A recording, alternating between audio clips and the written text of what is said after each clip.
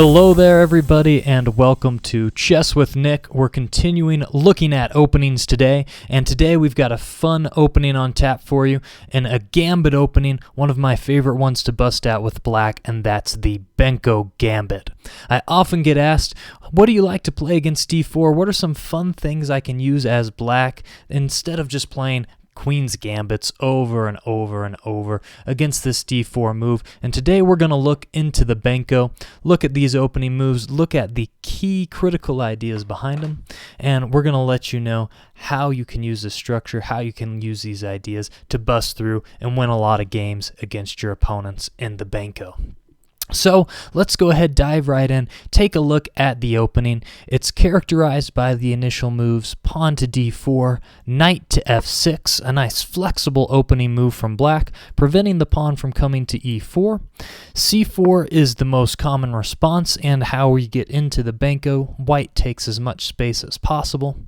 c5, contesting the center, is then black's response. And this is the first sort of principle of the Benko opening. This is also the way the Benoni starts. But in the Benko, one of the main things we're doing is white is trying to establish this big center, and black is going to punch at that center from the flank. So after the move d5, the move that black is going to use, how is black going to attack this center?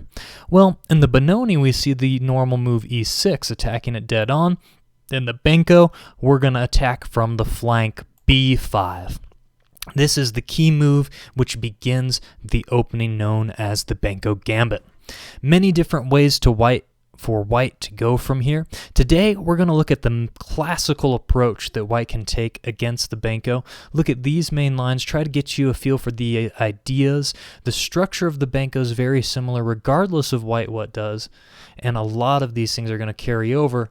Sort of no matter what white does, a lot of the same ideas will hold over even though there are some minor differences. So we're going to look at the main line today, get you the main thoughts from there.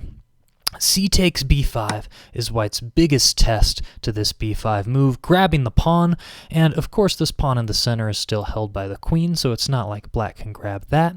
And here the idea for black is the move a6, and the reason a6 is played is to offer up this flank pawn and try to open up immediately lines for the rook to be able to get active.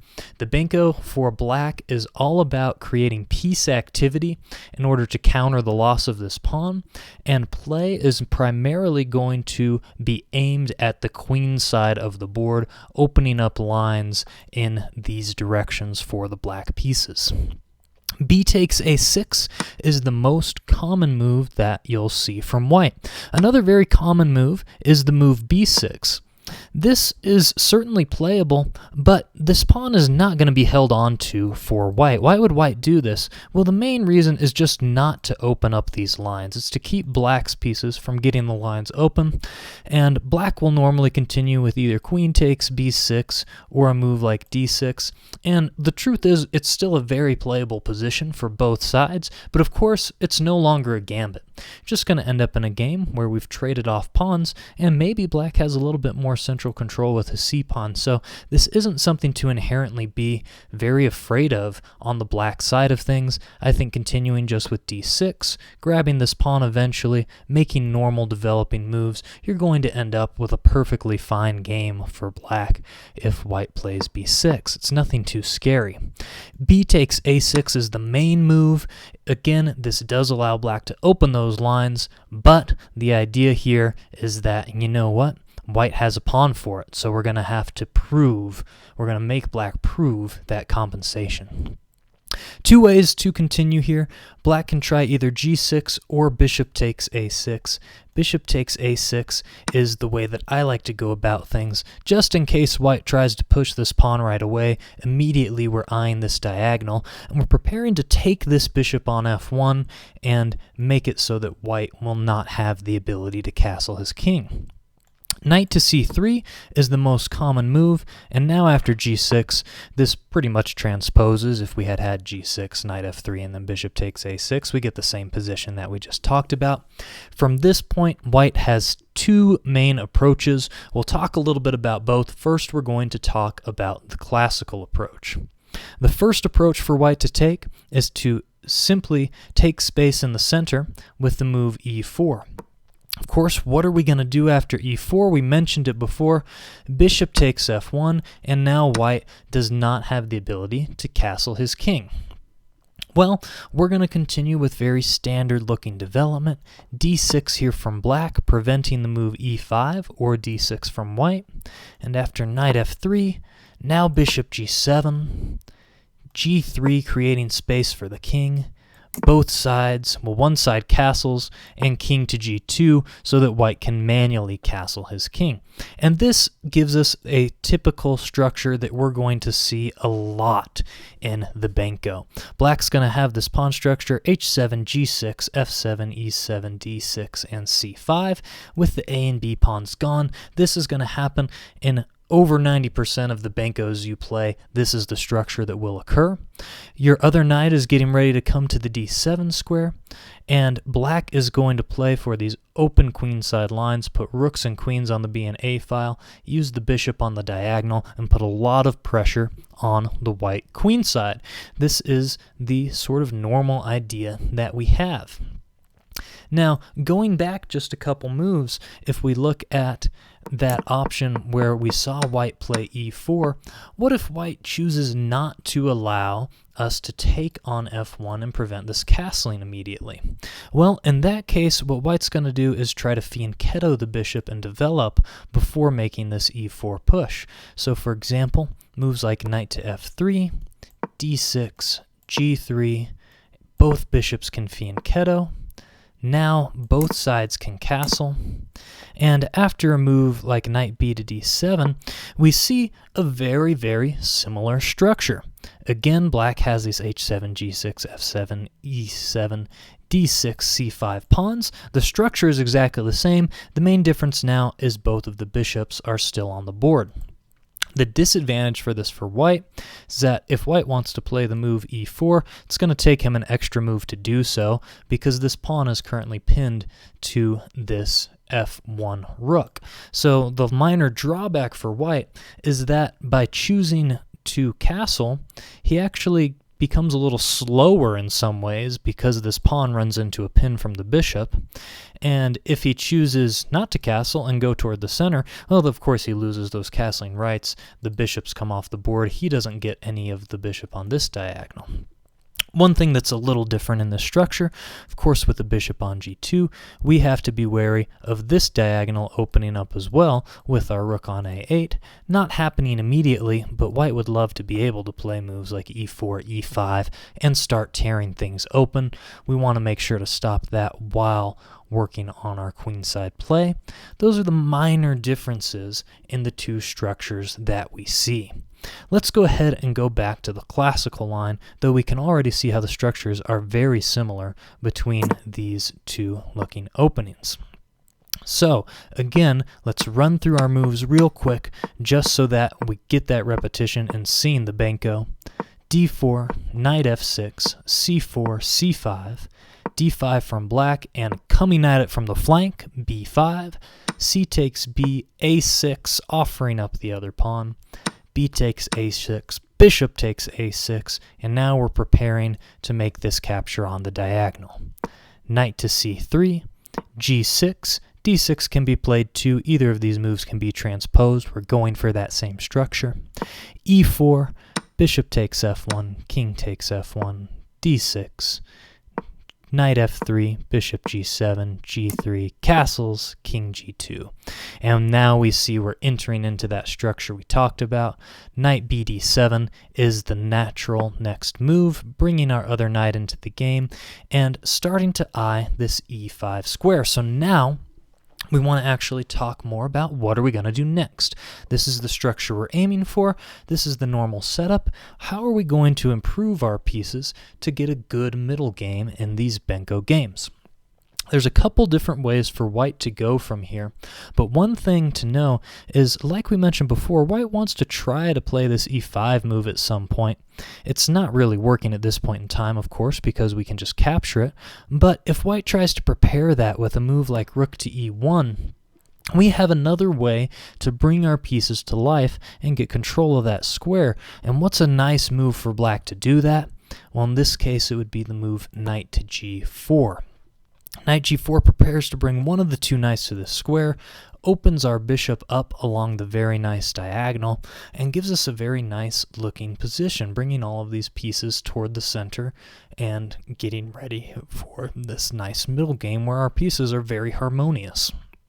Now, if white simply allows this and plays a move like queen e2, this is the most common thing that we see. Well, there's a couple different approaches we can take for black. We could plop our knight on e5 right away, but the problem with this is after something like knight takes e5, white gets very fast expansion with f4, and suddenly we're retreating.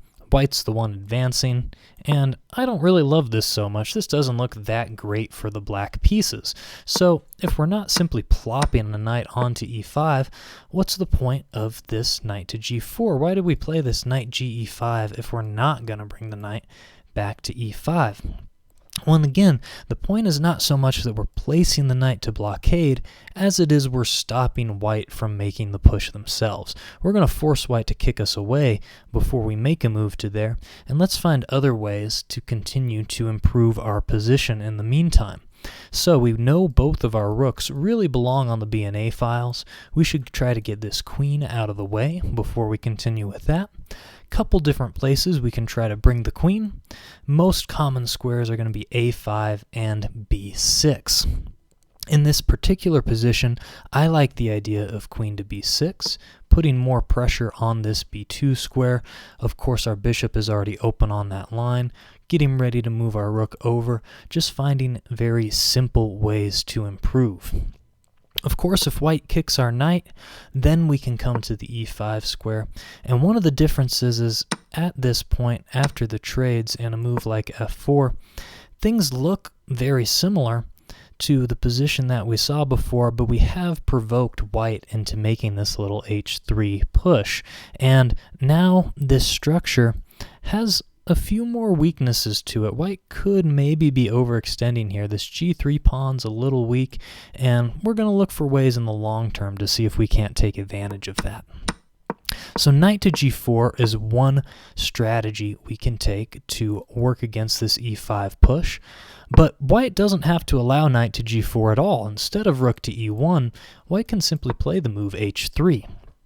And at this point, we want to continue with the same ideas we talked about. Our rooks belong on the A and B files, so let's make sure to bring our queen out, and the way that I like to develop is queen to a5.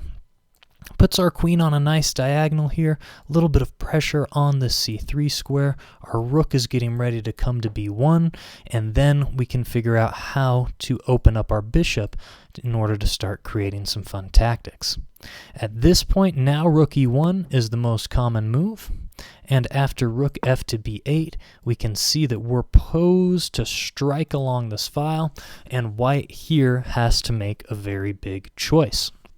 This point in time, white has to decide, is it time to push and go for the e5 break right away, or does white want to take a more restrained approach and try to hold everything together down here? Black is very close to making some breakthroughs, and what are we threatening here? So, for example, let's say that white plays a move like, I don't know, knight to d2. What is maybe black threatening in this situation? Well, for one, we want to get this bishop opened up and into the game, so we want to move our knight away, a move like knight to e8. And of course, now we have a lot of looming tactics in this position. So something like queen to c2, the knight can come over to c7, and you'll see that black reorganizes on the queen side, keeps adding the pressure on this side of the board. f4, a move like knight to b5, and suddenly everything is aimed at this white queen side. White's almost forced to capture, and after a take with the queen, look at all these pieces taking aim at b2. It's not going to be a good situation for white. Knight to c4, well, let's just remove that defender, and after another trade, now look at that. We're all lined up. We're all ready to attack. Rook to e2, And it's true that black is still down a pawn, but white is so stuck. Look at these pieces. His bishop is tied to defense, 3 defenders, 3 attackers, and you can see how it can be very difficult for white to make any sort of progress because his pieces are constantly tied down to defense. So that could be one possible continuation and one very common strategy here. Move the queen to the queenside, move the rooks to the open files, and then reroute your knights to come join in the attack, bring everything to the queenside. Now, of course, white doesn't have to continue in this way. White could also play straightforward, right down the gut, make a move like e5. And how do we respond to this? Because this is a very direct challenge to our position. Well, in this case, we actually want to take with the d-pawn first and not the knight. And though these things might transpose, there's a very specific reason we want to take with the d-pawn and not with the knight first. And that is if we take with the knight here, what happens is that after knight takes, and d takes e5, well, now even though things look very similar, white can play the move rook takes e5, and suddenly this pawn on e7 is under attack. Black has to do something about that. And once black moves in order to try to defend the pawn, well, now white is able to quickly bring his queen into the attack and get a lot of pressure going on here. It's not so easy for black to set up the defense that he really wants. And if we go back a couple moves here, even though it looks very similar, when we take with the pawn first, pawn takes and knight takes e5, knight takes e5, rook takes e5. Well, in this case, one of the main differences, this is actually the exact same position here, but one of the things that we're looking at is after a move like rook to a7 here, queen f3, our goal is to play the move knight to e8 and to d6. And so after a move knight to e8, the rook has to drop back, and then knight to d6, is that with this rook here on a7, we can be vulnerable to attacks by the dark squared bishop. So while the order of capturing on e5 might not matter, it's actually the placement of this rook that is very important. And let's go ahead, go back a couple moves again. We have the trades happening here on e5. e5 has just been played. I recommend d takes e5. Again, I don't know that it makes a huge difference here. These are going to trade. The rook is going to come. But in this position, it's very, very important to make the right move to defend e7. The rook is attacking. This pawn is weak. And we can play either rook b7 or rook a7. Which one's better? Well, we gave you a hint at it before. The light squared bishops are already off the board. The dark squared bishop is still on the board, so we want our rooks on the light squares, rook to b7. And now we're going to be able to hold everything okay. Our knight is going to come e8 to d6, and then everything is going to bring itself together in an okay place. If white tries to pressure us with the move queen to e2 in order to pile up on e7, how can we stop it? Well, there's two options here actually. One's to play queen d8, and the other is now to simply play rook a to a7 as well. Yes, it's true that you could have bishop e3 to line up with this pawn, but at this point in time it's not such a big deal because it would disconnect the queen and the rook, look a little awkward, and of course c4 is well defended. So we don't have to be particularly worried about that. We can continue with our moves like knight e8 to d6.